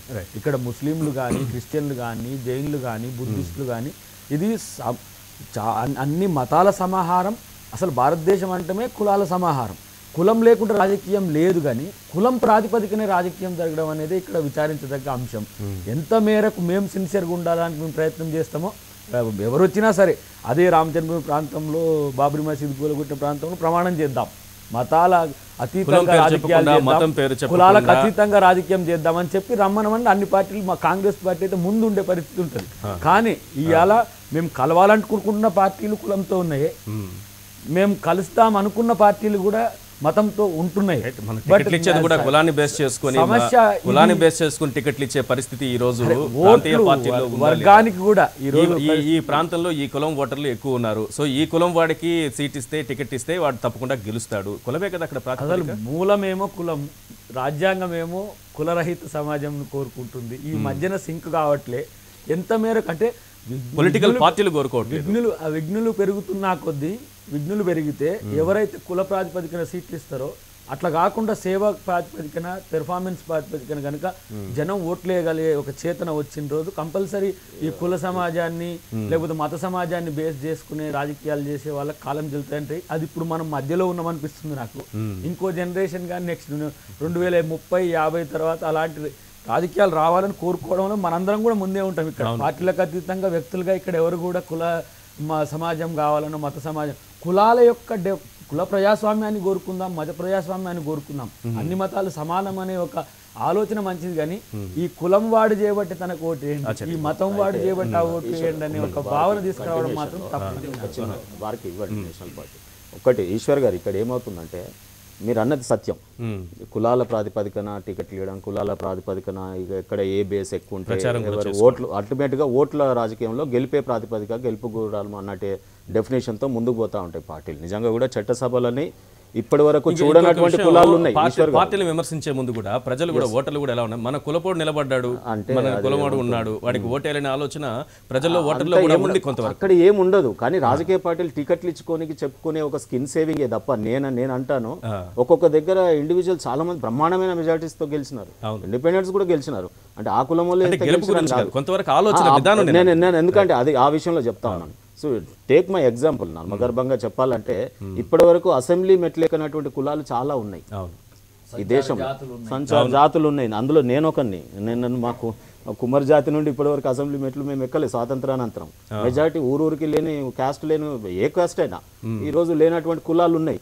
మరి చదువు ఉండదా, హైట్ ఉండదా, మాట ఉండదా, భాష ఉండదా, దేంట్లో కేవలం కులం ప్రాతిపదికనే మేము వెనుకబడడానికి అవకాశం మేమైతే సఫరర్స్. నేను కూడా ఇండివిజువల్ గా నేను కులమే కారణం. భారతదేశ వ్యాప్తంగా నేను చూసిన ఈ మధ్యన స్టడీ చేస్తా ఉన్నాను, చాలా సంచార జాతులు దయాకర్ అని అన్నట్టు చాలా సమాజంలో వారు కూడా ఆవేదన వెలుపుస్తూ ఉంటారు. ఇప్పటి వరకు సంఖ్యాపరంగా ఊరూరికి రిప్రజెంటేషన్ ఉండి కూడా మైనార్టీల సంక్షేమం అన్నట్టయితే అంబేద్కర్ గారు రాజ్యాంగాన్ని ప్రాతిపదికగా ఎన్నికలు జరిగినట్టయితే ఇంక్లూజివ్ పాలిటిక్స్, ఇంక్లూజివ్ ప్రజాస్వామ్యం కానే కాదు. ఎందుకంటే వారు అసెంబ్లీలో అసలు ఎప్పుడు కూడా వారి బాధలు చెప్పుకోవడానికి మీరు చూసినట్టయితే కొంతమంది పార్లమెంట్లో కానీ అసెంబ్లీలో కానీ వారి క్యాస్ట్లకు సంబంధించినటువంటి వెల్ఫేర్ బెనిఫిట్స్ ఏది కొన్ని స్కీమ్స్ వాళ్ళు ఇంప్లిమెంట్ చేసుకునేటటువంటి అవకాశం ఉంటుంది. ఈరోజు నేను ఇంకోటి ఏం చెప్తా ఉన్నంటే ఈ సోషల్ కంట్రీ అనేది వారు అన్నట్టుగా దయాకర్ గారు అన్నట్టుగా ఇది సోషల్ ఫార్మేషన్లో కులాలు లేనటువంటి సమాజం అయితే లేదు. చంద్రచూడ్ గారు అదే అన్నారు. ఏమన్నారు నిన్న జడ్జిమెంట్లో కూడా మీరు కుల ప్రాతిపదికన 4:3 ఇది జడ్జిమెంట్ కాన్స్టిట్యూషన్ బెంచ్ నిన్న ఇచ్చినటువంటిది. సో అట్ అవుతుండే. సో రెండో దాంట్లో వచ్చినటువంటి దాంట్లో ఏంటంటే చంద్రచూడ్ గారు చాలా చక్కగా చెప్పినారు, ఈ దేశం ఉన్నదే కులాల ప్రాతిపదికన మతాల ప్రాతిపదికన, మేము మైనారిటీ సంక్షేమానికి ఇన్ని కోట్లు కేటాయిస్తాం అంటే అర్థమైంది మైనారిటీలకు ఫేవర్ చేసినట్టే. మైనారిటీ ఇన్ ద సెన్స్ మత ప్రాతిపదికన రేపు దళితుల సంక్షేమానికి ఎందుకంటే డిప్రైవ్డ్ అండ్ డిస్క్రిమినేషన్ సెక్షన్స్ ఉన్నాయి ఈ దేశంలో. మీరు అన్న దాంట్లో ఏంటంటే ఈ దేశం మొత్తంగా Kanyakumari to Kashmir deprived sections ఉన్నాయి, డిస్క్రిమినేటెడ్ సెక్షన్స్ ఉన్నాయి. వారి గురించి అడ్రస్ చేయాల్సిన బాధ్యత రాజకీయ పార్టీల మీద ఉంటాయి. ఎన్నికల టైంలో అవి చెప్తాయి. మరి దాన్ని ఎట్లా ఓవర్కమ్ అవుతారు అనేది it's a big questionable. And డెఫినెట్గా మీరు అన్నట్టుగా నిజంగా కూడా ఇవన్నీ కూడా ఈ నిమ్న వర్గాలకు అట్లీస్ట్ ఆ రాజకీయాల ముందైనా ఎన్నికల ముందైనా కొన్ని బెనిఫిట్స్ రాజకీయ పార్టీలు సచ్చుకుంటే కొన్ని ప్రకటనలు చేస్తాయి. ఆ ద్వారానన్నా ఈ డిప్రైవ్డ్ సెక్షన్స్, డిస్క్రిమినేటెడ్ సెక్షన్స్ బాగుపడతాయని ఒక ఆశావాదం. ఎలక్షన్ కమిషన్ తీసుకున్నటువంటి నిర్ణయాలు ఏవైతున్నావో వాటి అన్ని పార్టీలు కూడా స్వాగతించాలి. వాళ్ళు ఇలాంటివి కులాలు మతాలు ప్రస్తావించకుండా ప్రజల్ని రెచ్చగొట్టకుండా ఆ దూరంలో పోవద్దు అన్నటువంటి విధంగా చెప్పడం అనేది మంచిది. గతంలో కూడా మనం ఎలక్షన్ కమిషన్కి ఉన్నటువంటి అధికారాలు ఏముంటాయి అనేటువంటిది ప్రజలకు తెలియకుంటుండే. ఉన్నటువంటి ప్రభుత్వమే ఎన్నికలు నిర్వహిస్తుందేమో ఇవన్నీ అనేటువంటి విధంగా ప్రజలు ఉండే. ఒకసారి సెషన్ వచ్చిన తర్వాత ఈ దేశంలో ఎలక్షన్ కమిషన్కు ఉన్నటువంటి విధులు ఏ రకంగా ఉన్నాయి, దాని ద్వారా ఏం చేయగలుగుతారు అనేటువంటి నిష్పక్షపాతంగా ఎట్లా ఏం చేస్తే బాగుంటుంది అనేది ఆలోచన చేశారు. అట్లా ఇలా ఎలక్షన్ కమిషన్ ఒక 4-5 విషయాలలో లోతుగా ఆలోచన చేయడం దాంట్లో తప్పులేదు. ఏ రకంగా మాట్లాడినా ఎన్నికల ముందు మాట్లాడొద్దు అని అన్న. ఎన్నికల తర్వాతనో ఎన్నికల కంటే ముందో ఎన్నికల తర్వాతనో ఆ సంక్షేమాల గురించి చెప్పుకోవడమో సంక్షేమం చేయడమో చేయొద్దు అనేది చెప్పలే. ఎలక్షన్ నోటిఫికేషన్ పడ్డ తర్వాత మతపరమైనటువంటివి కానీ లేకపోతే కులపరమైనటువంటివి కానీ ప్రస్తావన చేయొద్దు అన్నారు. దాన్ని అందరం స్వాగతించడం అందరం స్వాగతిస్తాం. డెఫినెట్గా అందరం స్వాగతిస్తాం. ఎవరు స్వాగతించిన వాళ్ళు, దీన్ని వ్యతిరేకించే వాళ్ళు ఎవరు ఉండరు. పార్టీలు ఏం చేస్తాయి? మీరు నేను ఇండివిజువల్ కాదు కదా, పార్టీలు ఏం చేస్తాయి? రాజకీయ పార్టీలు ఏం చేస్తాయి? పార్టీలు ఏమి ప్రత్యేకంగా ఈశ్వర్ గారు ఆచారాన్ని ఒక్కటి నేను ఏమంటున్నా అంటే ఎన్నికల సమయంలో ఎన్నికల మేనిఫెస్టోలలో రాబోయే ప్రభుత్వంలోకి వస్తే ఈ నిమ్న వర్గానికి ఈ నెగ్లెక్టెడ్ వర్గాలకు మేము ఇది చేస్తాం అనడంలో తప్పు లేదు. ఆ రోజైనా మెడల్ ఎప్పుడు రాజకీయ పార్టీల యొక్క ప్రజలు ఎప్పుడు వాటి మెడల్ ఉంచగలుగుతారు? ఓన్లీ ఎన్నికల సమయంలోనే వారికి విలువ ఉంటుంది. అట్లీస్ట్ ఆ టైంలో ఒకవేళ నిజంగా కూడా రాజకీయ పార్టీలకు భగవద్గీత అయినట్టయితే ఎన్నికల మేనిఫెస్టో ఆ టైంలో నన్ను ఒప్పుకుంటారు కదా. ఇప్పుడు ఎన్నికల మేనిఫెస్టోలో ఒకవేళ ఉదాహరణ అయోధ్య రామ జన్మభూమి అంశం ఉంది. దాన్ని భారతీయ జనతా పార్టీ గతంలో మొదటి నుంచి కూడా ఎన్నికల మేనిఫెస్టోలో పెట్టుకున్నది. యూపీ ఎన్నికల వరకే తీసుకుందాం మనం. ఎలా ఉండబోతుంది? మతం పేరు ప్రస్తావించకుండా ఎలా ఉండబోతుంది బీజేపీ పరిస్థితి? మతం పేరు ప్రస్తావించకుండా రామ జన్మభూమి అంశం అనేది చాలా ప్రధానమైంది వాళ్ళకి అక్కడ. అంటే ఇప్పుడు సోషల్ జస్టిస్ అయితే దేశంలో జరగాల్సినటువంటి అవసరం ఉందండి. అంబేద్కర్ గారు కూడా ఏమన్నారంటే కులాలు అభివృద్ధి చెందితేనే కుల నిర్మూలన సాధ్యం అన్నారు. కాబట్టి అంటే కులాలను ప్రస్తావించద్దు, కులాలని అడ్రస్ చేయదు, పేరుతో ఓట్లాడగద్దు అనేటువంటిది డెఫినెట్గా అది కొత్తగా ఏం లేదు. ప్రజా ప్రాతినిధ్య చట్టంలో శ్రీనివాస్ గారు చెప్పినట్టుగా ఆల్రెడీ ఉన్నది అది. సరే మళ్ళీ కోర్టు తీర్పు ఇచ్చింది. అసలు కోర్టు తీర్పులు ఎంతవరకు ప్రజలు కానీ రాజకీయ నాయకులు కానీ రాజకీయ పార్టీలు కానీ ఆ స్పిరిట్ని ఎంతవరకు ఇంప్లిమెంట్ చేస్తున్నాయి అనేటువంటిది మనం అది దట్ ఈస్ బిగ్ క్వశ్చన్ అండి. అది అంటే మతానికి అంతకుముందు చెప్పింది సుప్రీంకోర్టు తీర్పునే అంతకుముందు 20 ఏళ్ల క్రితం మనోహర్ జోషి కేసులో మతానికి డెఫినేషన్ కి ఇప్పటికి అప్పటికి మారింది. మతం అంటే ఏంటని అనే దాంట్లో ఉన్నది. డెఫినెట్గా ఏంటంటే ఇవాళ చెప్పినట్టుగా అనేక కులాలు ఇవాళ చట్టసభల గుమ్మాలు ఎక్కే పరిస్థితి రాలేదు.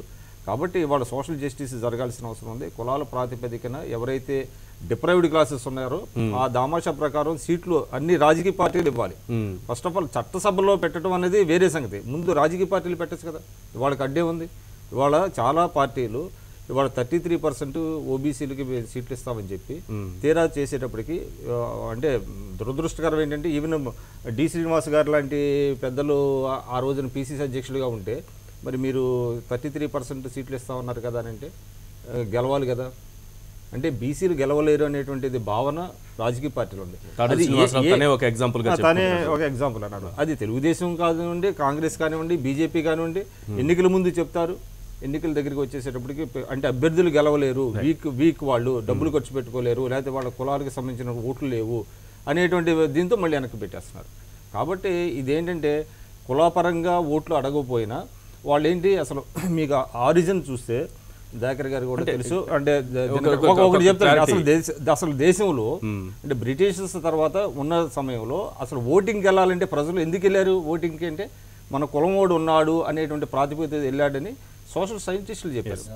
అసలు ఆ కుల ప్రాతిపదిక మీదనే ఓటింగ్ వెళ్ళేవాళ్ళు, వెళ్ళారు. లేకపోతే మాకేంటి ఇంట్రెస్ట్, ఎవరు గెలిపించాల్సిన అవసరం ఏంటి అంటే అంత కులమైనటువంటి వర్గ అటువంటి పరిస్థితి వచ్చింది.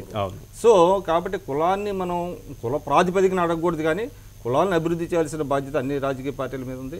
రాజకీయ భాగస్వామ్యం కల్పించాల్సిన రైట్. దినకర్ గారు, ఇక్కడ సమస్య ఏంటంటే పార్టీలు టికెట్లు ఇచ్చే సమయంలో కులాల పేరు ప్రస్తావించడమా, లేకపోతే వాళ్ళకి చేసేటటువంటి సంక్షేమ కార్యక్రమంలో కులాల పేరు ప్రస్తావించడమా కాదు. మనం ఓట్లు అడిగే సమయంలో కులాలు, మతాలు, భాష ఇవి అడగద్దనింది. ఈ రెండింటిని ఎట్లా వేరు చేసి చూడాలి? రెండు కలిసిపోయిన అంశాలుగా కనిపిస్తున్నాయి. వేరు చేసి చూడాలన్నా చూడలేనటువంటి పరిస్థితి, వాస్తవాన్ని ఒప్పుకోవాలి. ఎందుకంటే ప్రతి ఒక్కరూ ఒకరేమో సెక్యులర్ అనేటటువంటి మాటను మాట్లాడేటటువంటి విధానము, కొంతమంది కులాల మాటను మాట్లాడటం, కొంతమంది మతాల మాటను మాట్లాడటం గత 15 సంవత్సరాల నుంచి 20 సంవత్సరాల నుంచి చాలా తీవ్రంగా చూసాం. సెక్యులర్ అని చెప్పేటటువంటి వారు పూర్తిస్థాయి సెక్యులరా అనేటటువంటి నమ్మలేని పరిస్థితులు, తర్వాత ఉత్పన్నమైనటువంటి పరిస్థితులు కూడా కొన్ని ఎగ్జాంపుల్స్ చూసాం. అలాగే మతాన్ని ముందు పెట్టుకొని వచ్చారు అని చెప్పిన వారు మా మతం మాత్రమే మా అభిమతం కాదు, అందరూ సర్వజనీయమైనటువంటి వ్యక్తులుగా మేము ఆవిష్కృతం అవుతాము అనేటటువంటి విధానంతో ముందుకు వెళ్ళేటటువంటి అంశాన్ని కూడా మనం గమనిస్తూనే ఉన్నాం. ఏ రోజైతే సుప్రీంకోర్టు తీర్పు వచ్చినటువంటి రోజే లక్నోలో ప్రధానమంత్రి గారు కూడా మతాలకి సంబంధించినటువంటి అంశాలు, కులాలకి సంబంధించిన అంశాలు మీరు అసలు పరిగణలోకి తీసుకోకుండా ముందుకు రండి అంటే సైద్ధాంతికంగా వ్యతిరేకించేటటువంటి వారు ఎవరు కూడా ఊహించినటువంటి ఒక వ్యాఖ్య అది. కాబట్టి అవసరాలు, ఎన్నికల సమయంలో వచ్చేటటువంటి అవసరాలను బట్టి ఏ కార్డు కావాలంటే ఆ కార్డు బయటికి తీసేటటువంటి అంశమే మనం గమనంలోకి తీసుకోవాల్సినటువంటి అంశమే. ఏ పార్టీ నేను ఈ పార్టీ ఆ పార్టీ అని చెప్పదలుచుకోలేదు, ప్రతి ఒక్కరు కూడా ఫాలో అవుతున్నటువంటి విధానమే. అయితే ఇదే బేస్ చేసుకొని యూపీలో ఎలాంటి పరిస్థితి ఉంటుందని అనలైజ్ చేయగలరు? బీజేపీకి ఇప్పుడు 71 సీట్స్ వచ్చినాయి అంటే అందరూ వేస్తేనే వచ్చినాయి అనుకుంటున్నాను. ఆ 31% అయితే కొంతమంది ఎక్కువ కొంత తక్కువ ఏదో పర్సెంటేజ్ లో వేరియేషన్ ఉండొచ్చు. ఇప్పుడు ఏదైతే సర్వే సంస్థలు చెప్తున్నాం 33% వస్తే అదే కంపోజిషన్ కంటిన్యూ అయ్యేటటువంటి అవకాశం. అయితే కొంతమంది చేస్తున్నటువంటి వ్యాఖ్యలు అరలు పొరల తెరల మాటన వారి అవసరాలకి తగిన విధంగా మాత్రమే అంశాలని పరిగణలోకి తీసుకొని మిగతా అంశాలు పరిగణలోకి తీసుకోకుండా వారి దగ్గరకు వచ్చేటప్పటికి ఈ అంశానికి మటుకి ఒక గీటు పెట్టండి అనేటటువంటి అంశాలతో మాట్లాడే విధానం ఏదైతే ఉందో అక్కడే ఉంది అవకాశవాదం అంటా నేను. అటువంటి అవకాశవాదాలని పెట్టుకున్నప్పుడు ఇటువంటి సిద్ధాంతాలను చెప్పేటటువంటి అవకాశం కూడా ఉండదు వారికి. అయితే ప్రధానమంత్రి గారి దగ్గరికి వచ్చేటప్పటికి డిమానిటైజేషన్ అనేటటువంటి ప్రాసెస్లో అది ప్లస్సా మైనస్సా ఏం జరుగుతుంది అనేది భవిష్యత్తులో జరిగేటటువంటి పరిణామాల్లో కాలం చెప్పేటటువంటి సమాధానమే అవుతుంది. అయితే ప్రధానమంత్రి గారు డిమానిటైజేషన్ అయిపోయిన తర్వాత 31వ తారీఖున డిసెంబర్ 31వ తారీఖున ఆల్రెడీ ఈ ఎన్నికలు వస్తున్నాయి అనేటటువంటి ఊహించే కొన్ని స్కీమ్స్కి సంబంధించిన అంశాలని ఏదైతే ఇండ్లకి సంబంధించి పేద బడుగు వర్గాలు మధ్యతరగతి వాళ్ళకి ఇచ్చే స్కీమ్స్కి సంబంధించి ఇచ్చేటటువంటి వడ్డీ రాయితీల గురించి, అలాగే సీనియర్ సిటిజన్స్కి సంబంధించి ఇచ్చేటటువంటి బెనిఫిట్స్ గురించి నర్మాగర్మంగా ఆయన బయటికి ప్రజలకి తెలియజేయడం జరిగింది. అంటే రేపు బడ్జెట్ ఏ విధంగా ఉండబోతుంది అంటే ఎన్నికలను దృష్టిలో పెట్టుకునే ఆమె అంటే డిమానిటైజేషన్ కి స్ట్రైట్ గా సంబంధం లేదు సబ్జెక్ట్ అది. ఆ రోజున డిమానిటైజేషన్ కి సంబంధించినటువంటి అంశాల కన్నా ఇటువంటి అంశాలను ఎక్కువ ప్రస్తావించడం ద్వారా ఎవరైనా కొంతమంది దీనిలో ఇబ్బంది పడ్డారు ఈ ప్రాసెస్లో ఈ 50 రోజులు అనుకున్న వారికి ఆ గాయానికి ముందు వేసేటటువంటి ప్రక్రియలో భాగంగా అడుగు వేశారనిపిస్తుంది. అయితే పూర్తి స్థాయిలో లేపనం మంచి లేపనం కాదు, అంత పూర్తి స్థాయిలో నివారణ చేస్తుంది అనేది కూడా పెద్దగా ఎవరు ప్రజలు కూడా ఒప్పుకోవట్లేదు. మంచి మంది వేయలేదని అది మనం ఇప్పటికిప్పుడు అనుకోలేము అది దాన్ని. ఎందుకంటే నేను చెప్పే కాలం సమాధానం చెబుతుంది దీనికి సంబంధించి. అయితే ఒక విషయం మటుకి సుస్పష్టం, ఎవరు అవునన్నా కాదన్నా సెక్యులర్ అని చెప్పుకునేవారు పూర్తి స్థాయి సెక్యులర్ కాదు, మతం మీదే మేము ఎదిగామనేవారు పూర్తి స్థాయి ఆ మతం వెనకాల ఉండేటటువంటి వ్యక్తులు కాదు, వారి అవసరాలే ప్రాతిపదికన ముందుకు వెళ్తారనేది మటుకు సుస్పష్టం. ఇక్కడ ఎలాగో బడ్జెట్ ప్రస్తావన వచ్చింది కాబట్టి ఒక నిమిషం అక్కడ అఫెక్టెడ్ పట్టణం మచిలీపట్నంలో ఒక కుల ప్రాతిపదికన ఒక 22 ఎకరాలు కుమ్మర్ల కుండలు చేసుకోవడానికి కేటాయింపబడ్డది. అది 13 ఏళ్ల నుంచి అక్కడ నివాసాలు ఉంటున్నాయి. నిన్నటికి నిన్న అక్కడ ఒక స్టేడియం కడతామని చెప్పి మినిస్టర్ గారు కొల్లు రవీంద్ర గారు జబర్దస్తి పోలీసుని పెట్టి వాళ్ళని డిస్లొకేట్ చేస్తున్నారు. ప్రతిపక్ష పార్టీ అక్కడికి వచ్చి మీకు మేము అండగా ఉంటామని చెప్తాను. అంటే రాజకీయ పార్టీలు కుల ప్రాతిపదికన కేటాయించి ఒక వృత్తిని కాపాడుకోవడానికి కేటాయించిన ల్యాండ్ మీద తప్పు పట్టట్లేదు. నేను ఏమంటున్నా అంటే కొంతవరకు ఇక్కడ సోషల్ స్ట్రక్చర్ లో ఉన్నటువంటి దాని మీద రాజకీయ పార్టీలు కులాల ప్రస్తావనతో కొంత అండగా ఉండడం అనేది అక్కడక్కడ కొంత జరుగుతుంది అనేది నేను అక్కడ అదే ప్రాంతంలో ఏ ప్రాంతంలో అయితే కరెక్ట్ ఏదైతే వారు చెప్తున్నారో ఆ ఇబ్బంది జరిగిందో ఆ ప్రాంతానికి రిప్రజెంట్ చేస్తున్నటువంటి వ్యక్తి కూడా బీసీ సామాజిక వర్గానికి సంబంధించినటువంటి మంత్రి Right. అక్కడ ఉన్న అవసరాలు ఏంటో Right. అక్కడ ఉన్నటువంటి పరిస్థితులు Right. ఏంటో అర్థం దయాకర్ అధ్యయనం గారు. చేసి దయాకర్ గారు. వాస్తవాలు Yes. మాట్లాడుకోవాలి. Yes. దయాకర్ గారు. ఇదేం బడ్జెట్ గురించి అంటే ఇప్పుడు ఒకవేళ కనుక ఫిబ్రవరి 4th తర్వాతనే ఉండే అవకాశం ఉంటుంది బడ్జెట్ నాకు తెలిసి, ఎందుకంటే ఈ మధ్య ఈ ఫిబ్రవరి 1న బడ్జెట్ ప్రవేశపెట్టే అవకాశం ఉంది. అయితే ఉండే అవకాశం ఉంది. ఈసారి ఒకటి ట్రెడిషనల్ బడ్జెట్ కంటే కూడా రైల్వే బడ్జెట్ మింగిల్ అయి ఉంటుంది, వ్యవసాయ ఈసారి అది కూడా budget కలిపేస్తున్నారు. ఉండేది. కానీ బడ్జెట్ అంచనా మాత్రం 3 లక్షల నుంచి 4 లక్షలకు పెరగకపోతే డిమానిటైజేషన్ తోని బ్లాక్ మనీ కానీ ఇంకో ఎక్సెస్ మనీ కానీ రానట్టే లెక్క.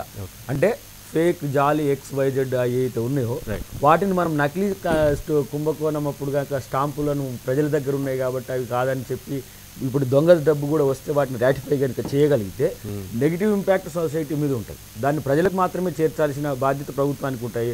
1 లక్ష కోట్ల రూపాయలు ఎక్సెస్ అమౌంట్ వచ్చింది అనుకున్నాం, దాన్ని పూర్తిగా ఇప్పుడు గరీబ్ కళ్యాణ్ అనే దాన్ని పెట్టింది అనుకోండి, దాంట్లో వివిధ వర్గాలకు ఏ రకంగా మనం షేర్ చేస్తామో చెప్పగలిగే ప్రయత్నం జరగాలి. లేదు సంప్రదాయ 10% హైక్ అయ్యే నిరంతరం హైక్ అయ్యే అంచనా బడ్జెట్ కాక 19 లక్షల నుంచి 20 లక్షల కోట్లు 21 లక్షల కోట్లు ఉంటే మాత్రం అది సహజ బడ్జెట్గానే నేను చూస్తా. లేదు అంటే వాళ్ళు అన్నట్టుగా 3 లక్షల కోట్ల రూపాయల అవినీతి సొమ్ము ఇవన్నీ కూడా ఉండే ఆ అంచనాను మనం పరిశీలించడానికి అవకాశం. ఇప్పుడు లేని విధంగా బడ్జెట్ని ఫిబ్రవరి ఇది 5 రాష్ట్రాల ఎన్నికల మీద ప్రభావం చూపిస్తుందా? ఎందుకంటే డైరెక్ట్గా రాష్ట్రాలకి పెద్దగా బడ్జెట్లో చెప్పేది ఉంది, దేశవ్యాప్తంగా ఏం జరగబోతుంది అనేది చెప్తుంది, కానీ అది డైరెక్ట్గా ఉండదు. కానీ ఎటువంటి ప్రభావం ఉంటుంది అనేది ఒక మీ అంచనా. ఇప్పుడు 5 రాష్ట్రాల ఎన్నికల నేపథ్యంలో వీళ్ళు ఏదైతే అడ్వాన్స్ చేశారో ఇది చాలా అంటే దురుద్దేశపూరితంగా కనపడుతున్నటువంటి అవకాశం ఉంది. ఎందుకంటే ఇవాళ 2 క్వార్టర్సే ప్రతిఫలించేటువంటి అవకాశం ఉందండి బడ్జెట్లో. ఇప్పుడు దయాకర్ గారు చెప్పినట్టుగా ఇది అంచనాల బడ్జెట్ అవుతుంది తప్ప వాస్తవిక బడ్జెట్ అవుతుంది. ఎందుకంటే మీకు అసలు ఎంత వచ్చింది ఏంటి అనేటువంటిది బడ్జెట్లో ప్రతిఫలించదు. అంటే ఏం చేస్తారు, ఇది ఇప్పుడు బడ్జెట్ ప్రవేశపెడతారు, ఏ 20 లక్షల కోట్లకు 21 లక్షల కోట్లకు ప్రవేశపెట్టేసి తర్వాత వచ్చిన తర్వాత అన్నీ తగ్గించేస్తారు, ఎందుకంటే అంత రాబడి కనబడదు. అందుకని ఇప్పుడు ఏంటంటే ఇన్ఫ్లేటెడ్ ఫిగర్స్ చూపించి అనేక స్కీమ్స్ ప్రకటించి ఓట్లను రాబట్టుకొని ఓటర్లని ఏదైతే మీరు ఇందాక దినకర్ గారు చెప్పారో ఆల్రెడీ ఆయన కొన్ని అక్కడక్కడ షాప్స్ ప్రకటించారు. ఇప్పుడు ఈ బడ్జెట్లో కూడా ఈ జనరల్ బడ్జెట్లో కూడా ఇన్ఫ్లేటెడ్ ఫిగర్స్తో కొన్ని స్కీమ్స్ ప్రకటించి కొన్ని వర్గాలను ఆకట్టుకుని తర్వాత లాస్ట్కి వచ్చేటప్పటికి ఏ 2 లక్షల కోట్లు లోటు పట్టే పరిస్థితి వచ్చింది. అసలు ఇది అన్సైంటిఫిక్ అనమాట, అన్సైంటిఫిక్గా వెళ్తున్నారు. ఎందుకంటే మనకు ఒక ట్రెడిషన్ ఉంది. ఓకే, రైట్ థ్యాంక్ యూ అండి. ఒకే అంశం అండి,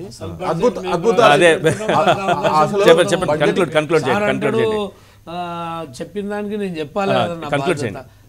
నేను చెప్పేది ఏంటంటే బడ్జెట్ ఈసారి పేద ప్రజలకు మేలు జరిగేటువంటి బడ్జెట్ ఉంటుంది. చూడండి మీరు మేలు జరుగుతుందా కాదు, 100% మేలు జరిగే బడ్జెట్ సాధించాలి మీరు. రైల్వే బడ్జెట్ కూడా ఒకటి వాస్తవం ఈశ్వర్ గారు, ఈ బడ్జెట్ లో అత్యద్భుతమైనటువంటి అద్భుతాలు ఏమి ఊహించలేము. జనరల్ గా ఉన్నటువంటి కాబట్టి బడ్జెట్ సైజు పెరిగే అవకాశం ఉంది, ఎందుకంటే రైల్వే బడ్జెట్ తీసుకొచ్చి క్లబ్ చేస్తున్నారు కాబట్టి టాక్సెస్ కి సంబంధించి రిఫార్మ్స్ ఓరియంటెడ్ గా ఉండొచ్చు. ఇన్ఫ్రాస్ట్రక్చర్ కి డెవలప్మెంట్ కి సంబంధించి ఎక్స్పెండిచర్ భారీగా ఉంటేనే ఆ బడ్జెట్ ని భవిష్యత్తు ఏ విధంగా ఉంటుంది. థ్యాంక్ యూ దినకర్ గారు. చర్చలో పాల్గొన్నందుకు విక్రమ్ పోల గారు, అలాగే ఆచార్య గారు, తాడూరు శ్రీనివాస్ గారు, అద్దంకి దయాకర్ గారు. ఇది వాటి చర్చా కార్యక్రమం. చూస్తూనే ఉండండి HM TV.